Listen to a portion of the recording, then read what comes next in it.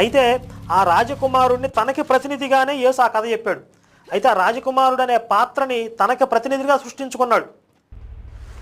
అంటే ఇండైరెక్ట్గా పరోక్షంగా తాను చెప్తున్నట్టే ఆ వాక్యం అనమాట. ఇంకా ఆయనకి విరోధముగా ఉన్న అప్పటి పరిసయ్యుల్ని, యూదు పెద్దల్ని సర్పసంతానమా, వ్యభిచారులారా అని తిడుతూ ఉండేవాడు. వాళ్ళందరినీ ఎలా సంబోధిస్తూ ఉండేవాడు, ఆ కాలంలో ఉన్న ప్రజల్ని, పెద్దల్ని, వాళ్ళందరినీ కూడా ఓ వ్యభిచారులైన దుష్టతరం వారులారా, సర్పసంతానమా, ఈ విధంగా మాట్లాడుతూ ఉండేవాడు తప్ప వారితో ప్రేమగా మాట్లాడినట్టుగా కనిపించదు. మరో విషయంలోకి వెళ్తే, యేసు వ్యభిచారం చేసిన స్త్రీని కూడా అమ్మా అని పిలిచాడు. నీ తల్లిదండ్రులను గణపరచుమని యేసు చెప్పిన విషయాన్ని క్రైస్తవులు ఎక్కువగా ప్రచారం చేస్తూ ఉంటారు. క్రైస్తవులు ఎక్కువగా కోటింగ్ చేసే విషయాల్లో వ్యభిచారం చేసిన స్త్రీ పట్టుబడితే ఆమెని అమ్మా అని పిలిచాడు, అలాగే నీ తల్లిదండ్రులను గణపరచుమనే వాక్యాన్ని చెప్పాడు. ఈ విధంగా కొన్ని వాక్యాలు ఎక్కువగా ప్రచారం చేస్తూ ఉంటారు. నిజానికి